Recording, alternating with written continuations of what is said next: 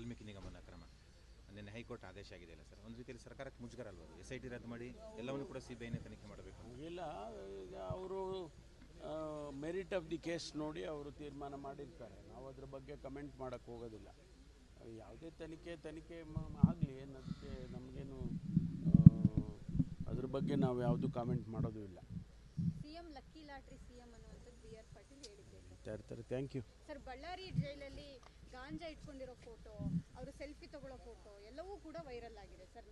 ಅದು ಇಲ್ಲ, ಅದ್ರ ಬಗ್ಗೆ ನಾನು ಈಗಾಗಲೇ ಸೂಚನೆ ಕೊಟ್ಟಿದ್ದೇನೆ.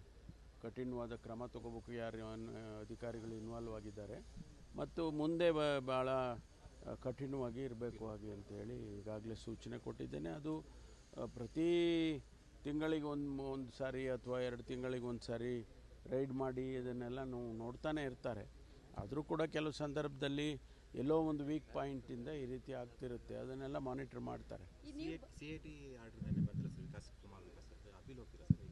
ಹೌದು, ಸರ್ಕಾರ ಅಪೀಲ್ ಹೋಗುತ್ತೆ,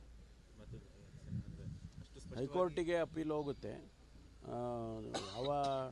ಯಾವ ಆಧಾರದ ಮೇಲೆ ಅವರು ಆ ರೀತಿ ಮಾಡಿದ್ದಾರೆ ಅಂತ ನಮಗೇನು ಹೆಚ್ಚು ಗೊತ್ತಿಲ್ಲ. ಆದೇಶ ಅಂತೂ ಬಂದಿದೆ, ಅದಕ್ಕೆ ಅಪೀಲ್ ಹೋಗ್ತಾ ಇದೆ. ಸರ್ಕಾರ ತೀರ್ಮಾನ ಸರಿ ಇದೆ ಅಂತ ನಮ್ಮ ವಾದ.